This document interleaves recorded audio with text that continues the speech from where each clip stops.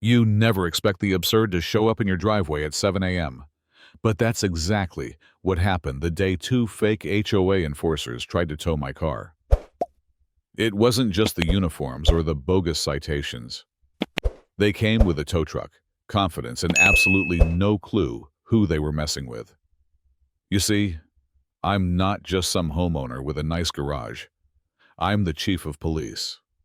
And that morning, their little power trip turned into a full-blown lesson in consequences. What started as a ridiculous stunt unraveled into something much bigger, about abuse, about community, and what happens when people finally say enough.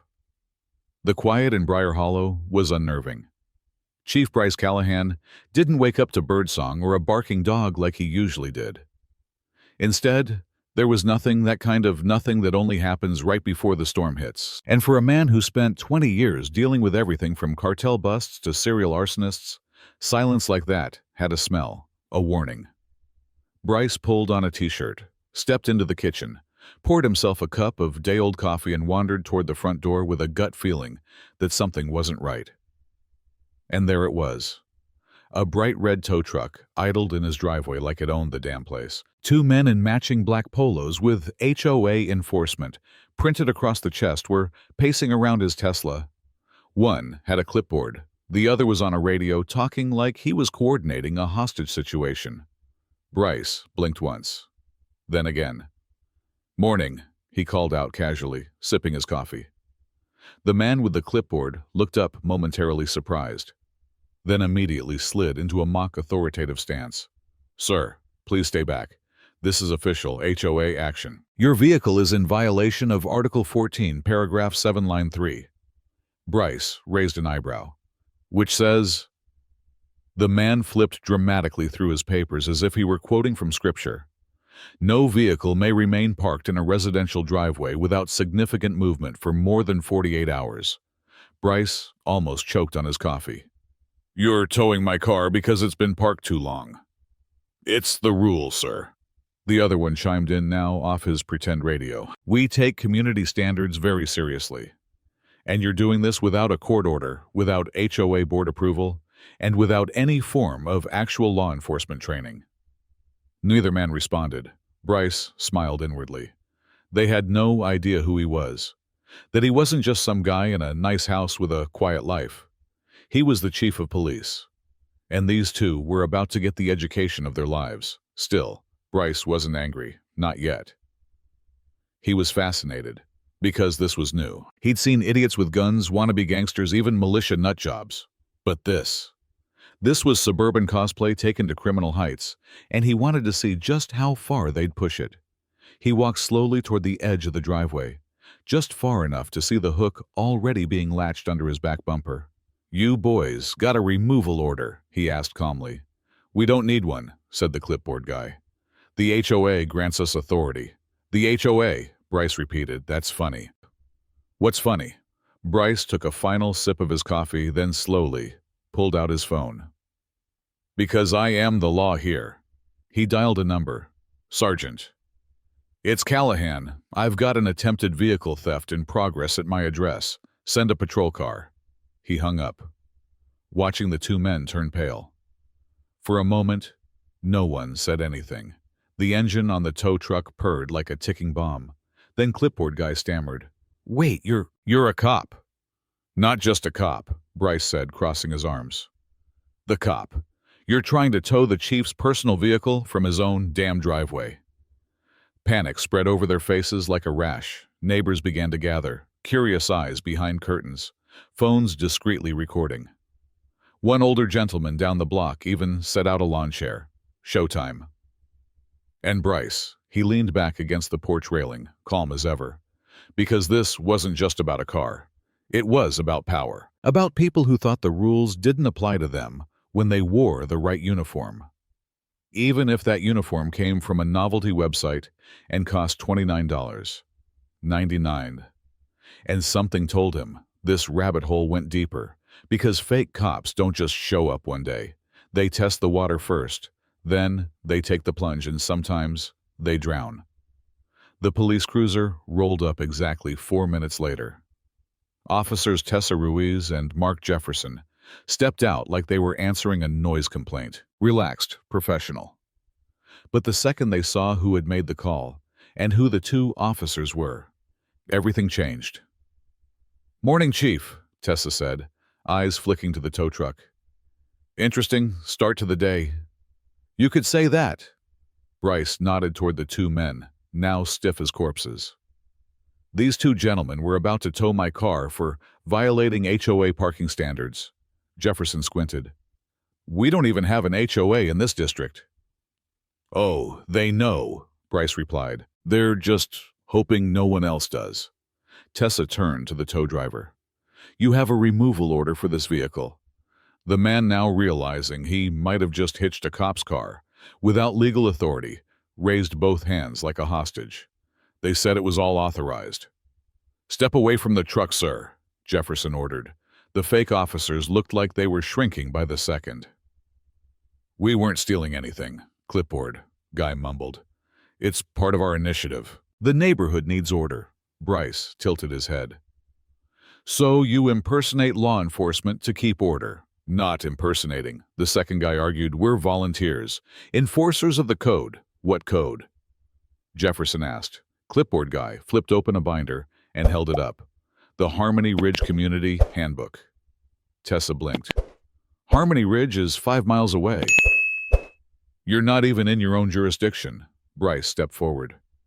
"They've been hopping neighborhoods, shaking people down, elderly folks mostly, pretending to be legitimate enforcers, towing cars, handing out fake fines, and intimidating residents into compliance."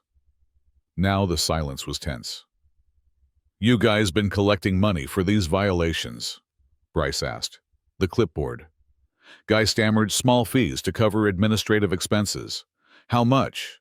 Tessa asked. $100. Sometimes $200. "Unlicensed collection of fines, impersonation, attempted grand theft auto," Jefferson recited. "That's a whole bouquet of felonies." One of the neighbors, a retired librarian named Mrs. Elsie Warren, stepped forward, holding a crumpled yellow citation. "They threatened to take my car last week, said I parked too close to the curb. I gave them a check for $100 because I was afraid they'd call the police." Bryce clenched his jaw. That changed everything. This wasn't just impersonation anymore. It was a scam, a predatory one. He turned to the clipboard guy. "You targeting old folks now?" The man tried to speak, but no sound came out. Ruiz opened the tow truck's passenger door and started rifling through paperwork. What she pulled out made her freeze for a second. She held up a binder full of printed violation notices, dozens of them, with names, addresses, amounts paid, and red X's through completed enforcements. Jefferson cursed under his breath. Bryce took the binder and flipped through it. His fingers paused at a familiar name. June Callahan, $150. Fence violation, his mother. And suddenly, this was personal. Bryce's hand tightened around the binder, and for the first time since the confrontation began, his voice lost its calm. "You went after my mother." The clipboard guy swallowed audibly. "We didn't know she was—" "You didn't care," Bryce snapped. "You bullied a 78-year-old woman into paying you for her picket fence." Ruiz stepped beside him, eyes steely. "This is more than impersonation. It's exploitation, and we've got a whole neighborhood full of witnesses." Jefferson cuffed the second man as he began to protest, snapping the restraints tight. "You're under arrest for impersonating law enforcement and suspected fraud. You have the right to remain silent. Use it." As the first guy was read his rights, Karen appeared. She wore a visor, carried a clipboard of her own, and strutted like she still had a chance at damage control. "What's going on here?" she snapped. "This is HOA business." Bryce turned calm, restored, but his stare ice cold. "Karen Martin, isn't it? The president of Harmony Ridge. HOA." "Yes, and I have a right to enforce standards." "Not here, you don't. This isn't Harmony Ridge. And even if it was, I have a binder full of false citations, unlicensed fines, and a whole lot of terrified seniors to say otherwise." Karen tried to bluster. You're overreacting. This was just a miscommunication. Then why were two men in fake uniforms about to tow my car? Bryce asked. She glanced at the tow truck, then the officers, then the crowd.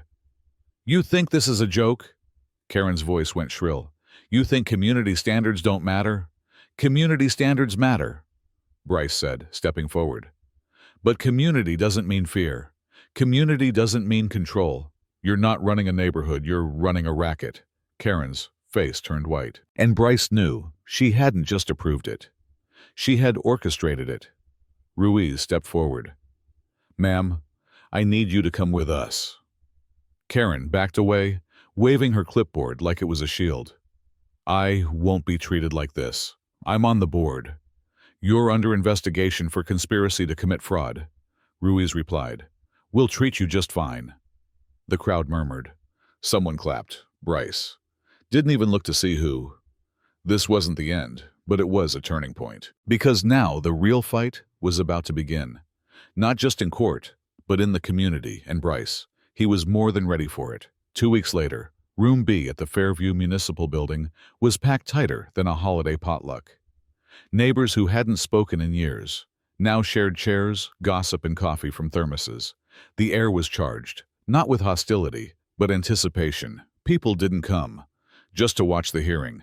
They came to witness history, a reckoning, a house cleaning. At the front of the room, seated behind a long table draped in city blue, was the temporary HOA Oversight Review Board, a panel appointed by the City Council after Bryce formally requested a criminal inquiry.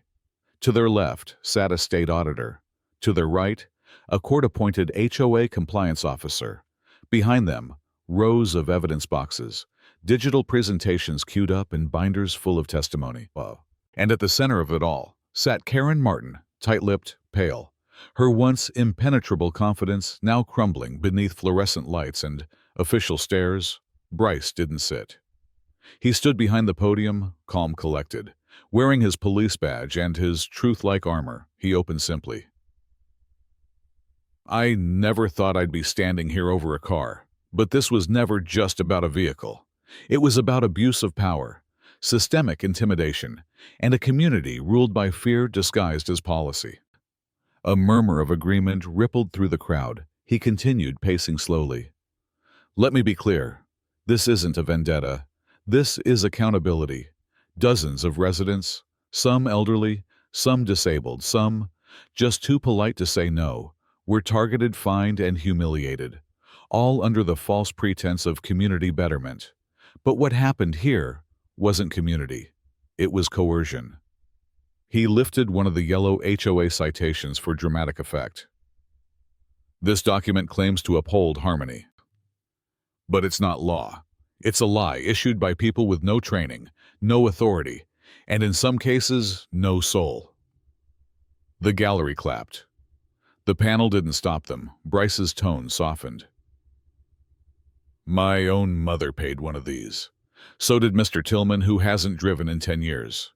So did Mrs. Delgado, whose only crime was repainting her mailbox, red instead of brown. He paused, letting silence land like a gavel. Karen Martin and her so-called compliance officers weaponized neighborhood rules to serve themselves. And it worked, until they tried it on the wrong house. Karen flinched. Bryce turned to the panel. You asked for evidence. You have financial records, forged citations, witness statements. But you also have something stronger, trust. Every resident behind me came here today to say enough. He stepped back, giving the room to breathe. Then, the review board chair leaned forward. Ms. Martin, you've heard the charges, you've been shown the evidence. Do you have a statement? Karen stood slowly. Her voice was brittle. All we did was try to enforce standards. This neighborhood has rules for a reason. We were trying to protect property values. The crowd reacted. Groans, scoffs, shaking heads. And the fake police lights. The tow trucks. The fines for parked bikes and painted shutters. The chair pressed. Karen's voice cracked. They were minor tools meant to nudge people back in line. The state auditor spoke next. Ma'am, you siphoned over $38,000 in fake violations over the last year, and that's only what we can trace. Karen sat back down without a word. Her hands trembled in her lap. The chair nodded solemnly. This board finds that Ms. Karen Martin and her associates engaged in willful misconduct, financial fraud, and abuse of authority under the guise of HOA enforcement. Applause thundered. We hereby dissolve the existing HOA leadership, suspend all pending citations, and refer this matter for full criminal prosecution. Further a motion is on the table to disband the HOA itself. The vote was unanimous. A second later, neighbors surged to their feet. Some clapped, others hugged. Bryce stood still, watching, breathing, letting the weight of it settle. Justice delivered. Outside, under a sharp blue sky, residents gathered. People approached him one by one, shaking his hand, thanking him. It wasn't about being the chief anymore. It was about being the neighbor who didn't look away. Mrs. Warren hugged him tearfully. "You gave us our home back," she whispered. Bryce nodded, blinking faster than he wanted to. He looked across the street at his garage, where his car still sat, untouched, safe, and perfectly legal. Then he smiled. Not because he won, but because they did.